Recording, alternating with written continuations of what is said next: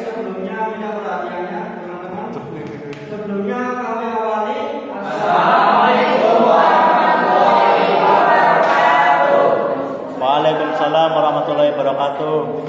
Di sini kami dari kelompok 4 ingin mempresentasikan hasil kerja kelompok kami yang sudah kami ringkas sedemikian rupa dari tugas hukum administrasi negara. Sebelumnya kami ingin memperkenalkan diri. Dari saya sendiri adalah Muhammad Farisi. Saya dari kelas Takin dari kelas BD. Saya Pak Presiden Pangestitomo dari kelas BD. Saya Desvira Suciani dari kelas BD. Saya Fatin Bayani dari kelas BD. Saya Muhammad Jato dari kelas BD. Saya Muhammad Rizal dari kelas BD. Saya dari Nama saya Bintang Manus dari kelas 2D. nama saya Muhammad Rizal dari kelas BD.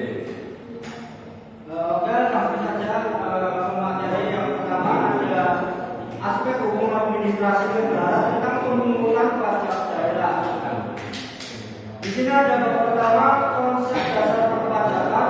Secara normatif penerapan perpajakan di daerah yang diwujudkan dengan sejumlah jenis pajak disebut sebagai pajak daerah. Yang kewenangan merupakan derivasi atau turunan kelanjutan dari kewenangan yang dimiliki pemerintah pusat. Sedangkan secara limitatif disebutkan kewenangan pemerintah pusat diantaranya adalah kewenangan di bidang fiskal atau perpajakan. Fungsi dan peranan pajak merupakan suatu kehidupan sosial dan bernegara. Fungsi dan peran tersebut jelas sangat penting untuk keberlangsungan hidup orang banyak. Sayangnya tidak banyak orang yang menyadari dengan menunjukkan dalam sikap dan perilaku dalam membayar pajak, khususnya pajak yang tergolong sebagai pajak langsung, contohnya pajak penghasilan dan pajak properti atau pajak bumi dan bangunan. Secara umum, pajak juga mempunyai dua fungsi pokok, yaitu yang pertama sumber penerimaan negara dari pengungsian, yang kedua sebagai alat untuk mengatur atau mengatur kegiatan serta semata dalam suatu perekonomian dan pengungsian. Di sini ada manfaat pajak, yaitu dibagi menjadi 5. Yang pertama sebagai sumber utama penerimaan pemerintah untuk membiayai pengeluaran atau aktivitasnya. Yang kedua untuk meningkatkan atau mobilisasi tabungan masyarakat sekaligus mengarahkan agar diinvestasikan pada sektor usaha yang mempunyai manfaat yang besar bagi perekonomian nasional. Yang ketiga untuk membatasi dan mendorong ekspor barang-barang mewah atau barang-barang lain yang kurang bermanfaat dan bahan baku yang sangat diperlukan oleh negara berkembang seperti cara penerapan tarif pajak impor yang tinggi. Yang keempat untuk memperbaiki distribusi pendapatan agar lebih adil dan merasa seperti dengan penerapan tarif pajak yang bersifat progresif. Dan yang terakhir mendorong pemanfaatan faktor produksi dengan lebih produktif. Yang berikut asas-asas pemungutan pajak. 1. Asas equality. Pentingnya keseimbangan berdasarkan kemampuan masing-masing subjek pajak. Yang kedua, asas certainty. Pentingnya kepastian mengenai pemungutan pajak, yaitu kepastian mengenai hukum yang mengatur kepastian mengenai subjek pajak, kepastian mengenai objek pajak, dan kepastian mengenai tata cara pemungutan pajak. Yang ketiga, asas conformance of payment. Pentingnya saat dan waktu yang tepat dalam memenuhi kewajiban pajak. Yang keempat, asas efisiensi. Pentingnya efisiensi pemungutan pajak. Biaya yang dikeluarkan dalam melaksanakan pemungutan pajak tidak boleh lebih besar dari pemungutan pajak yang dipungut. Yang berikut teori pemungutan pajak ada 5. 1. Teori asuransi. Teori asuransi. Dalam teori ini ditekankan mengenai keadilan dan kelaksanaan pemungutan pajak seperti yang berlaku dalam perjanjian asuransi, di mana perlindungan yang diberikan oleh negara kepada warganya yang dibentuk keselamatan dan keamanan jiwa serta harta benda dibutuhkan suatu pembayaran dalam bentuk pajak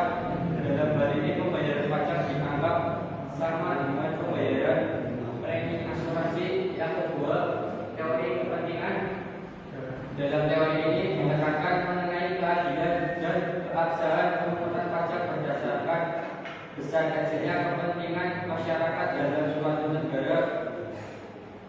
Yang ketiga, teori bakti menekankan teori ini terletak pada negara yang mempunyai hak untuk memungut pajak dari warganya sebagai tindak lanjut teori kepentingan dan beban menyediakan fasilitas umum yang diselenggarakan oleh negara. Yang keempat, teori daya pikul. Dalam teori kepentingan di atas muncul sebagaimana mungkin si miskin yang notabene membutuhkan perlindungan dalam jaminan sosial yang besar dapat memberikan manfaat yang besar. Maka dalam teori ini keadilan dan keabsahan negara dalam memungut pajak dari warganya didasarkan pada kemampuan dan kekuatan masing-masing anggota masyarakatnya dan bukan pada besar kecilnya kepentingan. Yang terakhir, teori daya beli. Teori ini menekankan bahwa negara dalam penyelenggara berbagai kepentingan yang mendukung kesejahteraan masyarakat dan negara. Keadilan dan keabsahan pemungutan pajak yang dilakukan negara ini lebih cenderung melindungi aspek akibat yang baik terhadap kedua belah pihak, masyarakat dan negara, sehingga negara dapat memanfaatkan kekuatan dan kemampuan beli daya beli masyarakat untuk kepentingan negara yang pada akhirnya akan dikembalikan atau disalurkan kepada masyarakat. Oke, yang selanjutnya kedua, konteks dan tujuan pajak daerah dan pelayanan. Yang pertama, pajak daerah untuk pelayanan yang lebih baik. Dua, kedudukan pajak daerah dalam sistem negara kesatuan. Tiga, perspektif manfaat dan keadilan pajak daerah. Yang pertama, pajak daerah untuk pelayanan yang lebih baik. Pajak daerah adalah salah satu dari komponen terpenting pendapatan asli daerah PAD, di samping pendapatan yang berasal dari retribusi daerah dan pendapatan lain-lain yang tergolong sebagai pendapatan asli daerah. Pajak daerah adalah salah satu sumber pendapatan daerah yang dikelola dan diadministrasikan daerah untuk kepentingan pembangunan dan pelayanan daerah yang bersangkutan. Dalam konteks ekonomi daerah, keberadaan lembaga pengelolaan pajak daerah sangat penting, khususnya dalam mengelola, memungut dan mengalokasikan pendapatan asli daerah atau PAD. Orientasi dan tujuan penggunaan pajak daerah tetap menjadi yang terpenting, meskipun keberadaannya adalah komplement dari penerimaan yang berasal dari pusat.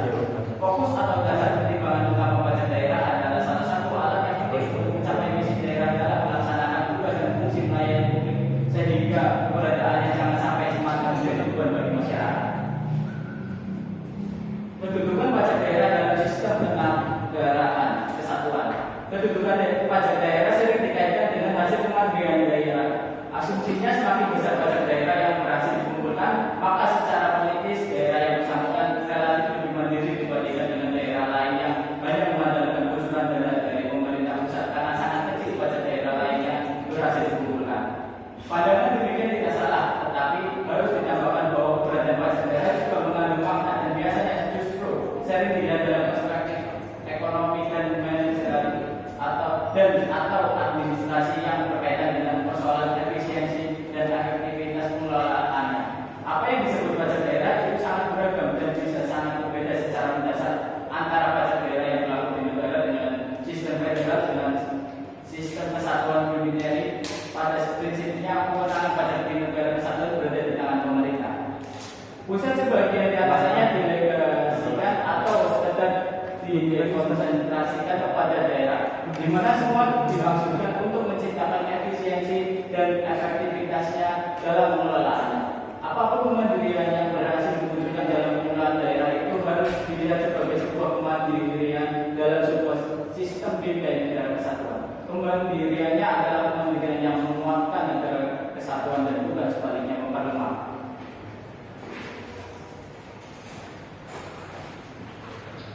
Untuk berikutnya yaitu perspektif manfaat dan keadilan pajak daerah. Hasil dan manfaat serta keadilan yang dimaksud bukan hanya bersifat distributif, tetapi juga mengacu pada daya beli wajib pajak dan juga ukuran keadilan lainnya. Pengelolaan pajak yang baik dan tertera secara sistematik dan diadministrasi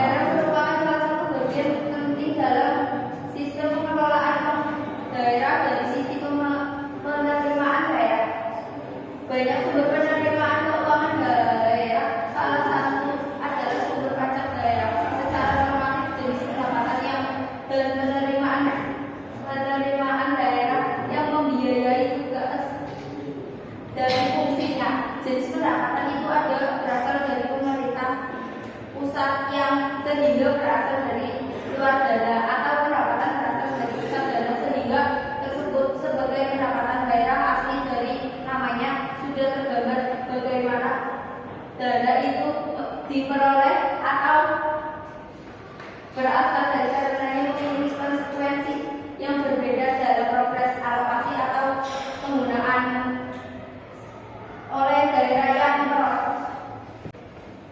Aspek sumber daya manusia disebut dengan aspek kunci yang menjadi penentu keberhasilan pelaksanaan data kepajakan. Dalam konteks pajak daerah sumber manusia yang merupakan aspek kritis dan sering menjadi sorotan atau perhatian ketika perhatian sebuah kenyataan bahwa penerimaan pajak daerah yang masih golong rendah atau kinerja pajak daerah secara umum dan konsisten berada di kisaran apa yang jauh dari harapan potensinya. Faktor kapasitas sumber daya manusia juga menjadi salah satu alasan untuk menolak upaya pendaerah pajak. Sudah banyak bukti dan studi yang menyatakan bahwa ada sumber daya manusia di organisasi yang mengelola atau melaksanakan kegiatan publik merupakan faktor krusial dalam mencapai kinerja organisasi. Pengelolaan pajak termasuk dalamnya adalah pajak daerah. Kegiatan sering kali berhadapan dengan sejumlah persoalan yang sifatnya lebih teknis. Dan menjelaskan kembali kegiatan lain yang sifatnya penguasaan dan pembuatan. Kualitas SDM yang menjadi tolak utama dari anggap paling menjadi paling jumlah kuantitas. Aspek teknologi perpajakan. Menurut ramalan tahun 1997, investasi di bidang modern manusia human kapital harus dibagi dengan kemampuan menguasai mengaplikasikan teknologi untuk mencapai apa yang disebut keunggulan kompetensi, transparansi dan partisipasi sangat terkait dengan teknologi lingkungan sebagai alat dasar dengan tugas dari fungsi pemerintahan dalam pelaksanaan dua hal tersebut. Keberadaan teknologi bisa mendorong partisipasi masyarakat agar semakin optimal dan positif. Begitupun transparansi bila dilihat dari sisi perkembangan teknologi, informasi merupakan keniscayaan sekaligus tantangan berat yang harus dijawab dalam pengelolaan perpajakan. Menurut berbagai penelitian juga secara otomatis bahwa transparansi pemerintahan dalam mengelola dana pajak akan juga tidak bisa dirasakan untuk membayar pajak. Artinya faktor transparansi ini bisa sangat penting karena kesadaran pajak itu biasanya tumbuh dan berkembang, tetapi juga tindakan atau sebuah operasional. Seperti tingkat pengetahuan perpajakan, pemeriksaan pajak yang akurat dan penegakan hukum yang asli.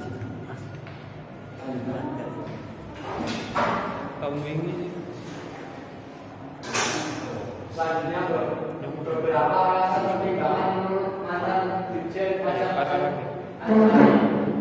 Ansari Nino 1999 yang berbunyi sudah saatnya pemerintah dalam mengelola dan administrasi perpajakan baik pelayanan maupun billing sistem menggunakan dukungan komputer teknologi informasi sebagai berikut. 1. Wajib pajak sebagai besar pembuatan pembukuan dan laporan keuangan dengan menggunakan media elektronik. 2.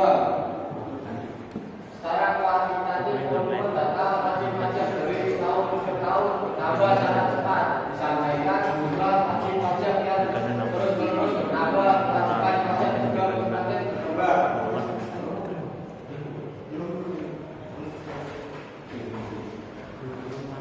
Dan selanjutnya, untuk mendukung pelaksanaan pengujian keputusan wajib pajak, misalnya dalam melakukan pencocokan kualifikasi antara data yang dilaporkan oleh wajib pajak itu sendiri. Aspek administrasi perpajakan adalah sesuatu yang penting dan bisa menjadi jantung dalam pengelolaan pajak. Tetapi bahwa administrasi sesungguhnya merupakan alat atau saran untuk memudahkan sebuah pekerjaan atau mempermudah mengatasi masalah atau persoalan. Asosiasi dengan administrasi yang semakin baik dan juga hukum teknologi yang semakin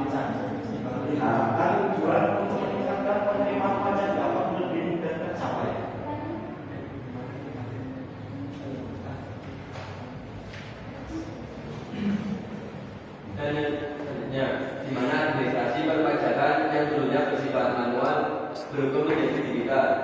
Secara faktual dalam konteks nasional sudah terbukti teknologi terhadap administrasi perpajakan setidaknya sejak 2 dasawarsa yang lalu. Penerapan teknologi informasi telah memungkinkan pengembangan administrasi perpajakan menjadi lebih efektif dan efisien.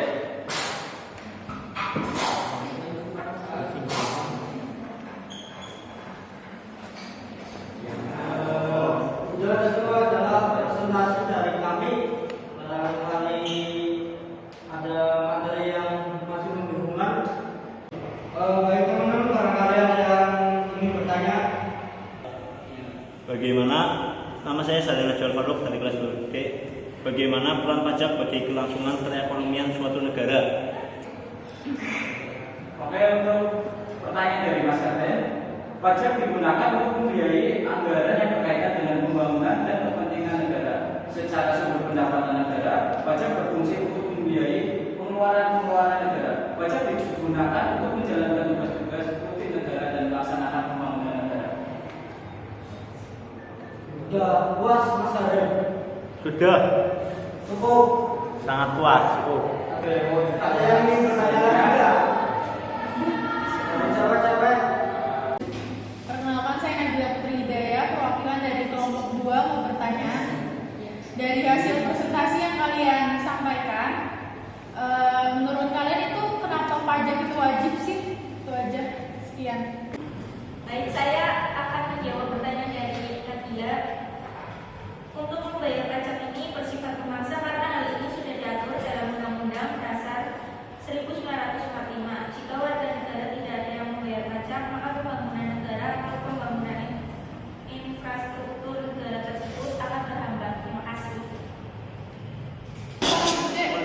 Saya mau tanya nih, Mbak Mas, terkait tadi presentasi yang di depan, saya udah mencatat pertanyaan saya. Jadi ini saya mau tanya, apakah dengan transparansi pengelolaan pajak akan memunculkan secara otomatis kesadaran masyarakat dalam membayar pajak? Ya, di sini saya akan menjawab pertanyaan dari Ibu Bayu. Menurut penelitian bahwa transparansi pemerintahan dalam pengelolaan dana pajak akan menunjang tingginya tingkat kesadaran rakyat yang membayar pajak. Dalam artian faktor transparansi ini menjadi sangatlah penting karena sebab pajak yang biasanya tumbuh berkembang melalui sejumlah tindakan atau situasional. Contohnya seperti tindakan pengelolaan pemasaran, pemeriksaan pajak yang akurat dan penegakan hukum yang adil. Bagaimana Mas Bayu, puas jawabannya? Puas banget, makasih Mbak, makasih. Itu adalah